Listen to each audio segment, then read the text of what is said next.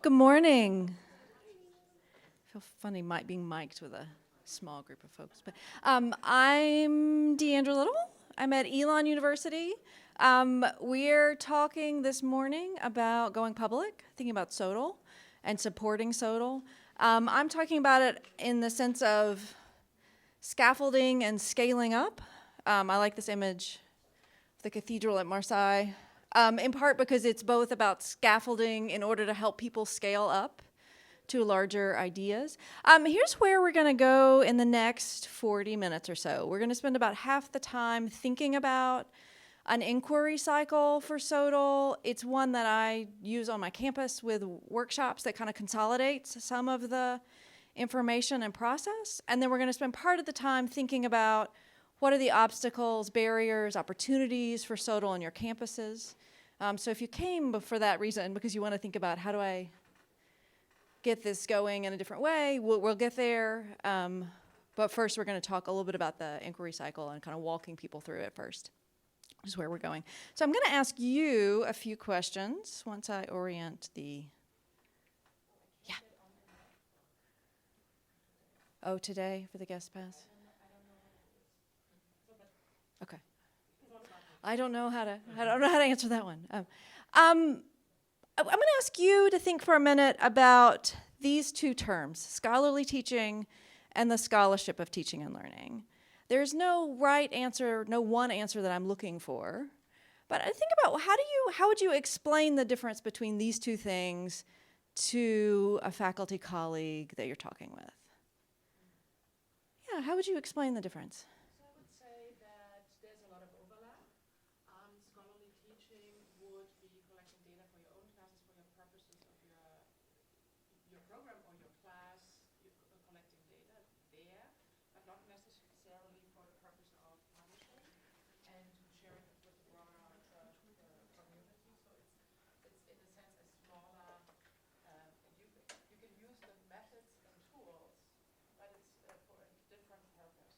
Okay, so you might be using similar methods and tools, but that scholarly teaching, it's more for an audience of yourself or for your program evaluation.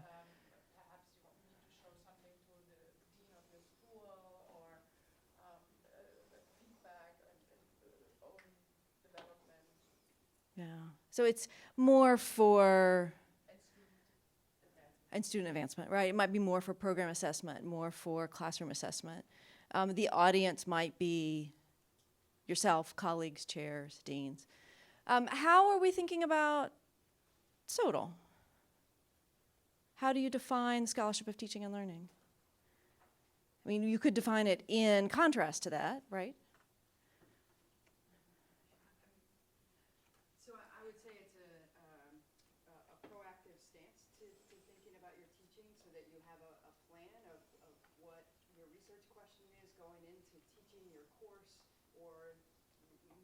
Courses or write some kind of set of information so that you have an eye toward a question that you want to answer publicly.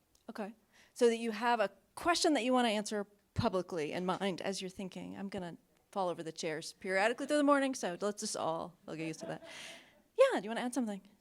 Implications for more than your discipline? Okay, so there might be broad implications more than your discipline. It might be generalizable beyond just the classroom. Maybe. But beyond just your discipline, maybe, right? So we're thinking about that.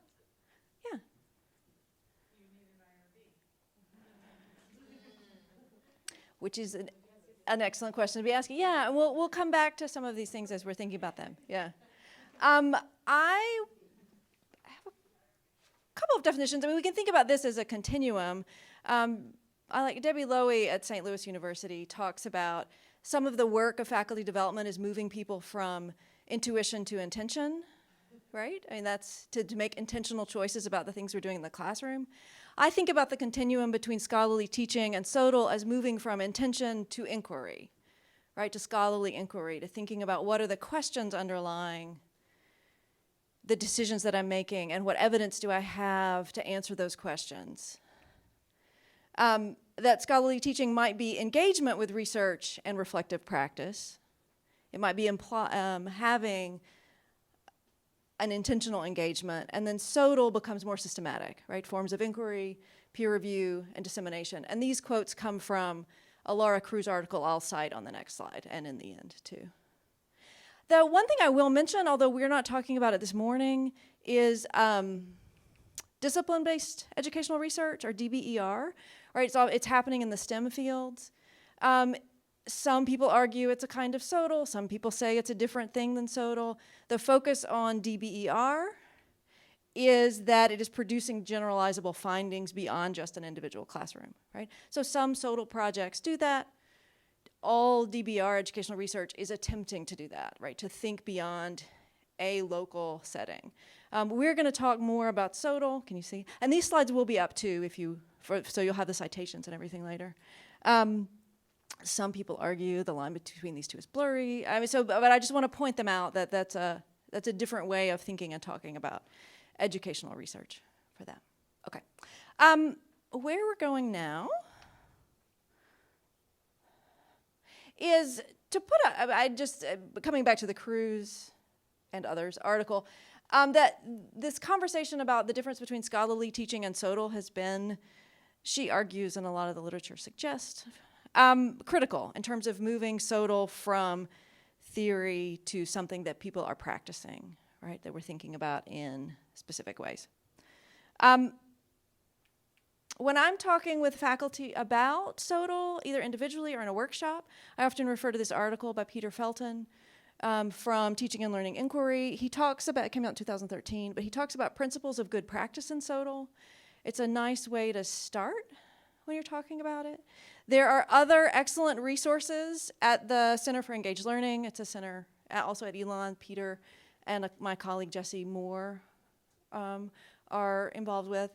It has videos and other things from scholars in the SoTL field that can be a nice thing to share with colleagues. But the principles of good practice, some of them are, well, yeah, I mean, that makes sense. Like they're good foundational principles, right? That it's inquiry focused on student learning, that it is grounded in context. And that's the question of the generalizability question that comes up. Like, does it need to be generalizable or not? Well, as he's talking about it, it's that it's grounded in a particular context. So it may be enough to say, this is what happens in this space for this reason.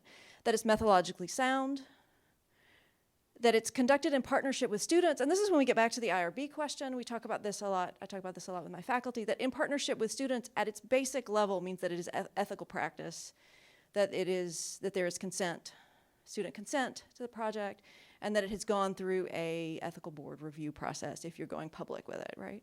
At the best level, in partnership with students are co-designing, co-authoring, co-analyzing the data for that. And that it is appropriately public. We'll come back to this question of what appropriately public might mean in a minute. But I just wanted to share that these are the principles I find really helpful in talking with faculty about it. I typically use very basic inquiry cycle, right, when I'm talking about SoTL. Run workshops and getting people to think about these questions as they're thinking about it. And there's a subset of questions for each. But the inquiry cycle that we would use in any field, right? I'll also add here, Nancy Chick. If you don't know Nancy Chick's SoTL guide, she started it when she was at Vanderbilt. She adapted it when she was at Calgary. Now it's just on her blog. There's a URL at the bottom. It's fantastic. And getting people to think about each of these stages in the process and considerations for that. I'm going to start with clarifying the question.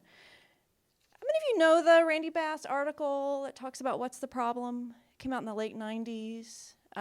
It can be a really useful one in shifting conversations from intuitive to inquiry-based, right? He talks about the ways in which we're really comfortable talking about a problem in our research. We're less comfortable talking about a problem in our teaching because we see a problem in our teaching as a deficit rather than as a space for inquiry, right? So what happens if we begin to publicly say, here's a problem in my classroom. Students aren't learning or performing in the way that I want them to. Hey, what if I see that as a research question, right?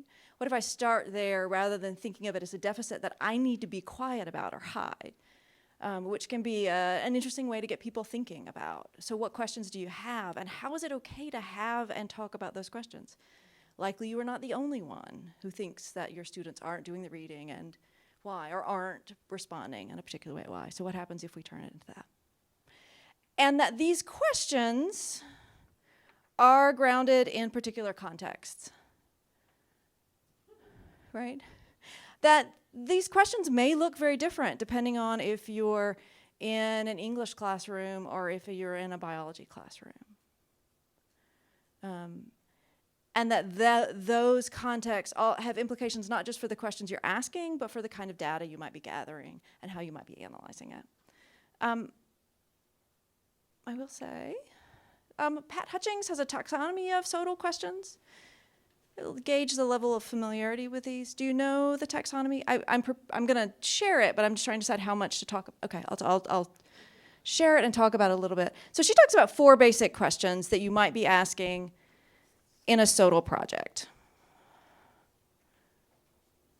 The question of what is. So your question of what is might be, what does the problem or behavior look like?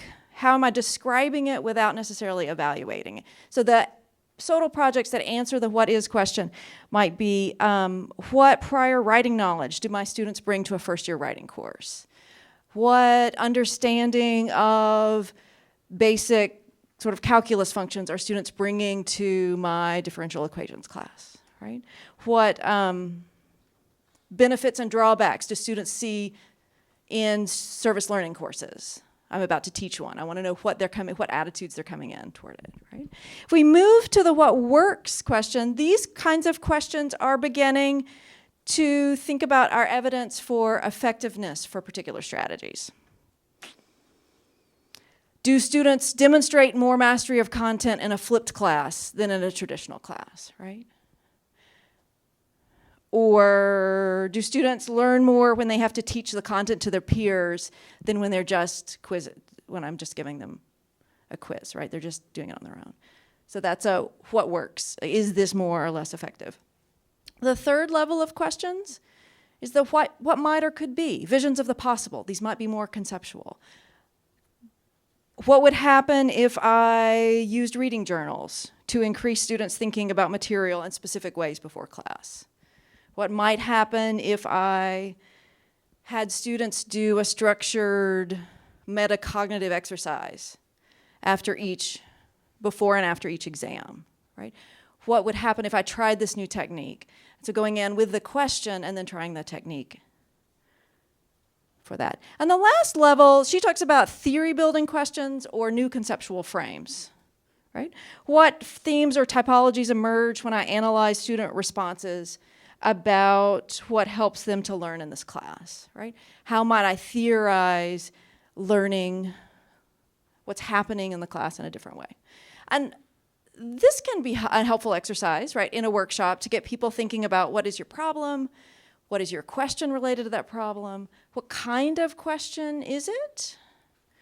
Talk to someone about what kind of question it is so that when we begin to talk about gathering and analyzing evidence, they're thinking about what kind of evidence is needed or available in order to answer this kind of question, right? Is it direct or indirect? Is it student work or is it student perceptions? Is it quantitative or qualitative? Is it both? You can think about what methods will be best to collect the evidence or data needed. This is hyperlinked to an article that talks more about methods. That might be helpful. What theories are being used to interpret this evidence, right? Are we being driven by a hypothesis, or are we looking at student work and analyzing it to see what comes out of it? What theory or framework is emerging? And what story does the data tell? What are the limitations? What are the audience's expectations? This is a really useful question. How many of you are supporting SoTL now on your campuses for that? Or how many of you are growing SoTL or sort of charged with making it more big, right? One thing that can be an interesting threshold concept for faculty, and you may have already encountered this, is people are really nervous about SoTL because it's different than their disciplinary research. even if the basic inquiry process is very similar, right? And because many people think I have to be a social scientist in order to do this, but I'm not. I'm a biochemist, or I teach Spanish, right? So what are those kinds of things? And thinking about the language that you're using to describe data or evidence, whether you're talking about doing a close reading of student work, or whether you're talking about coding and qualitative analysis, can be helpful to think about when you're working with people. But another question that can be really helpful is thinking about, who do they want to share this with when they go public? And what are those audiences' expectations, right? Because if I'm working with someone who's teaching a physics lab who wants to write an article about that in a journal for other physicists or physics educators, the expectation of that audience is very different than if I'm working with someone teaching first-year writing who wants to write about it in an article for other people teaching composition, right? Or someone who wants to write about critical pedagogy, right? The expectations of evidence will be very different. And often people are coming into thinking about SoTL thinking, I need to be writing like a social scientist, without thinking about what are the audience's expectations and what do those mean and why do those matter. Okay. And in terms of going appropriately public, I find the Schulman article really helpful in describing what does it mean to go public with SoTL work, right? That is beyond just the department. There is a critical review process, and that members of one's community begin to use, build on, and develop from that. All right, that's the end of me talking at you, I promise. I just wanted to kind of give a sense of, this is what I use in workshops. It has been successful in getting people to think about the cycle, transferring the cycle, and also to point to some resources if you don't already know about them that can be really useful in helping faculty work through that. But I'd like to turn to what is sort of, for me, one of the more interesting parts where we talk with each other, to think about these questions. Can you see them in the back? I can read them out loud if you can't. I'd like you at your tables to think about this cycle and think, what do you anticipate will be the most common or primary challenges for faculty new to SoTL at your institution in this cycle? This might be from previous experience, or it might be from anticipating working with people. And how could you or the teaching sitter anticipate this? I will say we'll move in a minute to what might be some barriers or obstacles, opportunities for them that are more about reward structures or conversations with the department. Right now, I'm interested in thinking about the cycle itself. Where do you see the biggest challenges for people, whether that's clarifying questions, whether that's thinking about methods, or whether that's going public? So we'll get to those other departmental, institutional obstacles in a minute. I'm thinking right now about the individual working with a project. Does that make sense, that distinction? Yeah, Riley. I wonder if you could articulate, from your perspective, why would faculty invest in the scholarship for teaching and learning? So when you're thinking about talking to your faculty, if it's not aligned with the reward structure, why would you do this? Yeah, why don't I flip this exercise then, and we can start there and then come, here are two things we can do.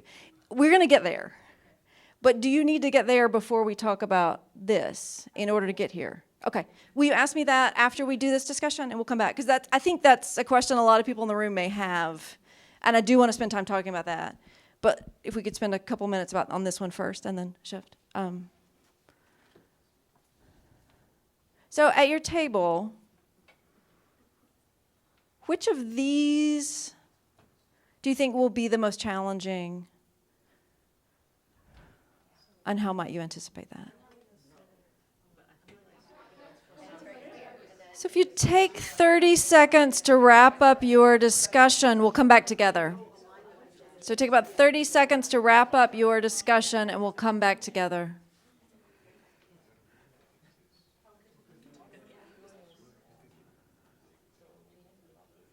Okay. And I will show you the next slide. I'm going to add some things to it from our discussion. So when I upload the slides for next week, you'll see more things in these columns. What are the ways, that second question, the ways that a teaching center might help people with any points in that cycle?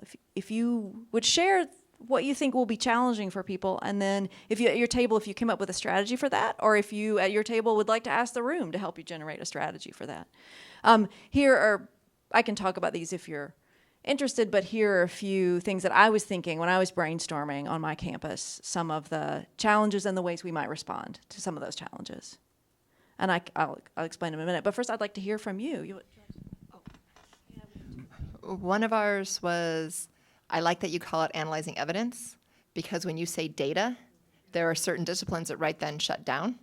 But those same disciplines do use evidence. So by using that phrasing and helping them understand that whatever evidence they have is the evidence you need, that can open it up in a way that saying data doesn't. And then the other thing was a really awesome idea over here where they have some umbrella IRB for SoTL, so that helps everybody in all the fields understand there's a way to do this that's not quite the big thing we're all afraid of. That's excellent. And is that online in a place where other people could see an example of how y'all do that? Right now, that is a concept we are talking about. Okay. So later, look back at Texas A&M's website. I know there's some institutions that have that. Some that do that, so we're just pros and cons of it. I just wanted to follow up with, because I was asking, my question was, would it be institution-wide? Because at our campus, some departments are doing umbrellas for their discipline or for their department, which has been great, but it has been initiated by a faculty member that was really into SoTL and wanted the department to be able to join them. So institution-wide sounds like would be great, but also kind of a challenge so that the umbrella can really apply to everybody. Right, and I think what we're talking about for us too, is For the camera.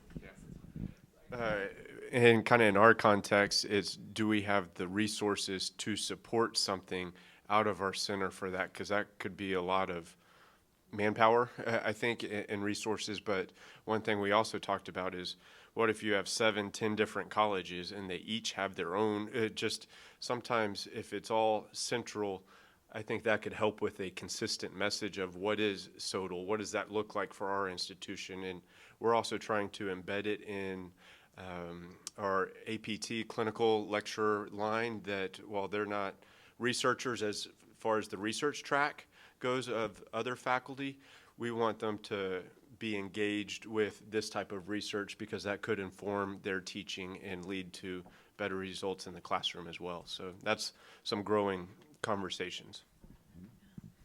On our campus, I love the idea of the umbrella IRB. We have materials suggesting materials about how to fill out an IRB for SoTL embedded within the IRB mentor, where people go in to submit their protocol, so they see it there. But often it only helps so much with demystifying what some of the categories are if you're not a social scientist. I'm coming back here with my mic. What did y'all talk about?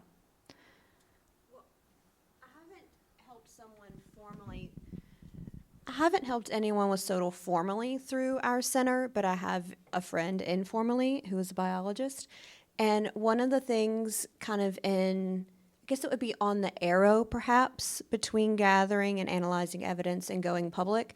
One of the things that she found super helpful was to read articles from the journal that we were targeting, because that style of writing for her was so different than what she would write up for. She was a neuroscientist, for that sort of publication. And like, to go off your physics professor example, what that person might write up for like the Journal of College Science Teaching, published through the National Science Teachers Association, is so different in tone and kind of, not organization necessarily, but labels for different sections from what they might publish in a pure physics journal.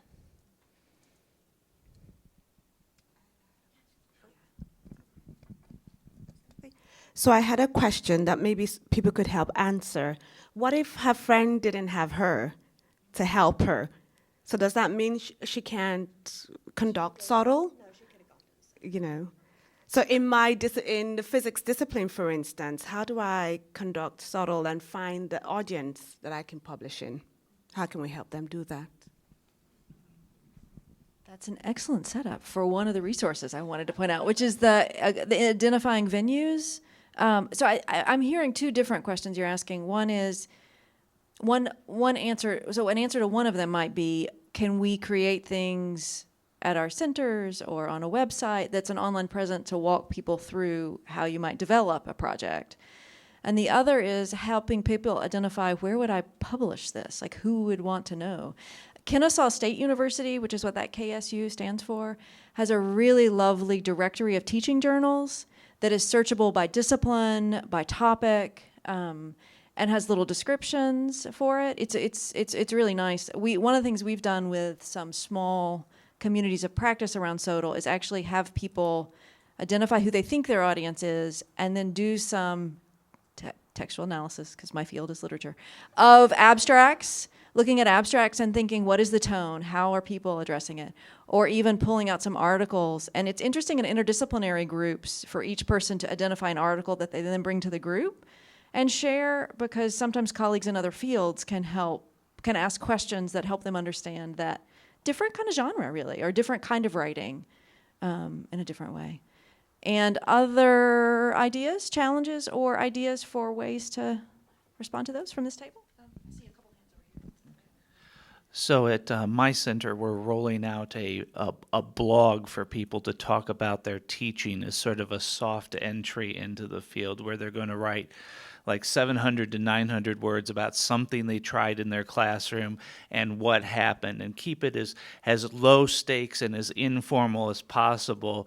We've got a few people who are writing right now. We've got some drafts coming in, and our hope is then to create a small core of people we can then push to the next level afterwards.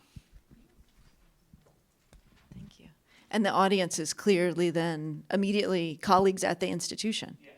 No, it's publicly available so other people could read it. One of the other challenges that our table talked about was making sure that the evidence or the data that you collect aligns with what it is that you're actually trying to evaluate, and making sure that those sort of fit together, because if you don't collect the correct or the right kind of evidence, then you can't really answer the question you're trying to answer.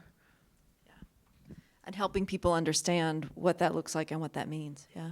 And even, I have a question, so I'm thinking about a colleague I worked with in an anatomy class who was teaching service learning anatomy class. She wanted to know if it improved students' communication skills, but she also wanted to know that it did no harm in terms of their content knowledge, because that's what she needed to convince an audience of other physiology and anatomy instructors about that. So, like, what evidence do you need to know, and why? I wanted to suggest something. We're doing new SoTL work at Wake, and that's why one of the reasons they brought me in. And one of the things we're doing to try to help the physics professor who doesn't have someone, assuming that they're already interested in what we're doing at the Teaching and Learning Center, assuming that, then maybe this would help. We are starting to have a separate, so we have our teaching page, and we have but we have a separate page now for people who are interested in teaching and research on teaching. And we already have consults as a service, but now we're talking about SoTL consults as a separate thing, and talking about, so just kind of opening up, you might not have even thought about it, and so like just separating it out in your website or in your newsletter so that it's a thing that they know that they could do. Because they already could have probably through consults, but they might not have thought of that, sorry. So on our campus, one challenge we have, I don't know if y'all do, is how administration views SoTL. So we have a faculty member that came into our center, I guess at the end of the spring, and said, hey, I saw that my department head on my annual promotion review packet or whatever said you need to do SoTL. And I asked my department head, what's that? I don't know, but you need to do it. So it's just kind of communicating where there's value. So I think for us in our area, Center for Teaching Excellence, we understand there is value in the impact, but making sure the upward chain also sees the value and impact. At least they wanted them to do it, as opposed to like, Mine was going to go back over here about if the questions align and how do you do that. And one of the things that has worked for me and that I am encouraging my faculty is to discuss with their institutional research people beforehand, because I'm not good at writing a survey. I don't know what a good survey looks like. So I wrote my survey and I sent it to our institutional research person, who was able to come back and say, okay, this isn't clear. What are you trying to get out? Maybe you could do it this way. And then these surveys really did get what I was looking for. And so it's that collaboration piece again, being able to have somebody who knows how to do that help you process that, and knowing where to go is really helpful. On our campus, or on your campuses, one of the things that might be helpful too is knowing, are there people in a lecture track, in statistics, who would be really eager to work with someone in a different field around a teaching and learning question when someone needs some help thinking through statistical analysis, and then there's a co-authored publication that comes out, right? Or are there other people on campus you can help connect people to who might be doing similar research? On our campus, SoTL is counted as scholarship for the peer review process for all faculty. And that was a decision that faculty made when they revised our peer review statements at the departmental level. And I recognize that is not true everywhere, but it has been a very, it's been a decision from the faculty and the administration conversation. To do that, or was it already in place? Did they already decide on their? When I arrived, those had already been created. My predecessor had conversations around campus and worked to do that. It helps that my predecessor is Peter Felton, who does a lot of work internationally with SoTL, so he's very compelling talking about it. Then the other question that I wanted to get at, though, is the one that it's related to the one, Riley, you were asking, and we're transitioning to here and thinking about not just at the individual, how do I do the project level, but at the broader level, what might prevent faculty from moving from scholarly teaching to SoTL, and what might encourage them to? If you can keep those two questions in your mind, what might prevent them and what might encourage them to, I'm going to ask you to talk at your tables for 3 minutes, and then we're going to wrap it up in 2, because we've got 5 minutes left. Is thinking about where these challenges and opportunities come, right? Where are the incentives and challenges? Are they at the micro individual level? Are they at the department level, right? Is a chair saying, you should be doing SoTL, but I don't know what that is? Or is a chair saying, you've really thought a lot about teaching lately. People aren't going to take you seriously if you keep doing that, right? I mean, because there are different messages that they're getting in different contexts.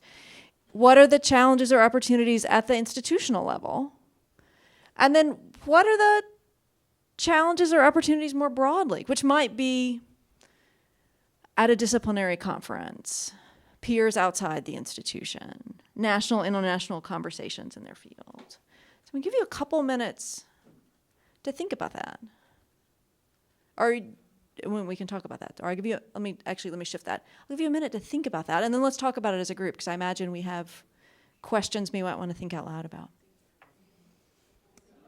So I'm going to invite you back to the group and hear a few thoughts. I'm realizing as well that the clock on my laptop is different than the clock in the back of the room.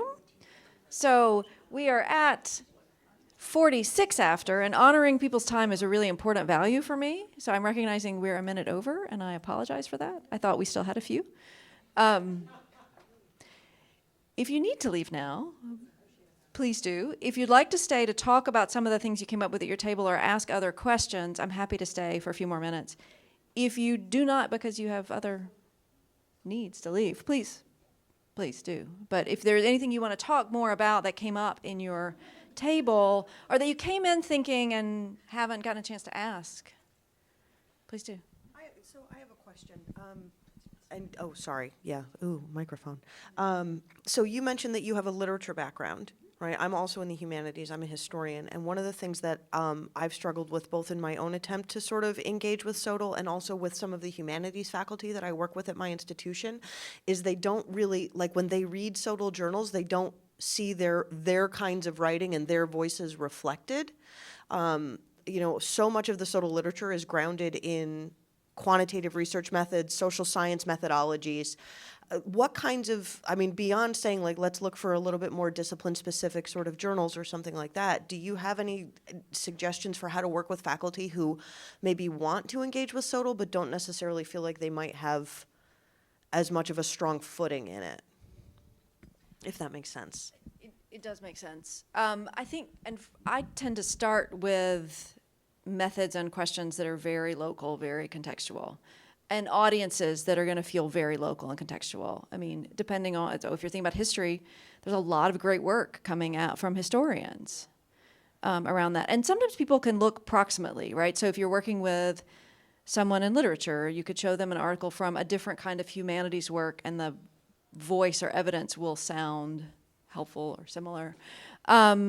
Thinking about the language that you use too, talking about evidence, talking about student work rather than artifacts or interventions, right? Talking about close reading or textual analysis or however someone might call the thing in their field. And then thinking about those moments where you might then transition to say, okay, so we've been doing textual analysis in psychology, they're going to be doing qualitative coding, and it looks different and works differently, even though it's similarly analyzing text. Like, are there points, are there colleagues across campus in other fields that you can connect them to help, if they get to that point, to change it? Mostly what we found helpful, what I found helpful, and colleagues who've worked with people doing SoTL have found helpful, are giving exemplar articles in as close a field as you can to those. And sorry, I'm throwing lots of ideas at you. One other thing I think that's been really helpful with humanities faculty, there are a few articles in Teaching and Learning Inquiry about, either by people from the humanities. Karen Manarin has a lot about teaching English. Or people from the humanities arts and humanities talking about what it means to do SoTL from the arts and humanities. So they're in the past 4 years, there have been a couple of special issues, or a special issue on that. And those have been helpful to help people feel like, oh, okay, I can have a voice. Arts and humanities and higher ed is also a good one to look at, as well as disciplinary journals. Yeah. Yeah. And I'm going to turn the mic off now, and we'll just have a discussion, just because it feels strange. Like carrying on.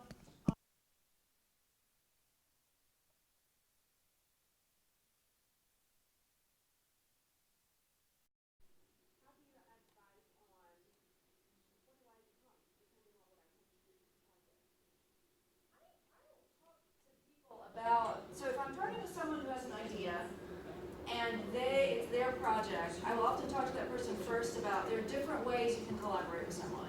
You can talk to someone in a consultant role. You can talk to someone who's a collaborator. You can talk to someone who's a co-author and co-designer. Depending on which of those they want, I would suggest, communicating when you're looking for someone else or you're meeting someone else. I'm looking for a consultant. Can I talk to you about this? And depending on resources, the center can fund me a small grant, or I can take you out to lunch, or I can, whatever is available. But consultant is different than, I'm looking for a co-author, because this study really needs to be mixed methods, and it really needs to be integrated, and I don't know, statistics, but I need to. And in that case, then that has different implications. They need to co-design the project. Otherwise, you're asking someone to analyze data or information that may be collected in a way that they don't understand, right? It affects the analysis process. So that's how I tend to frame it for people. There are different options, and they have different implications. And what would you like? And I'm happy to help you connect with other people to have that conversation.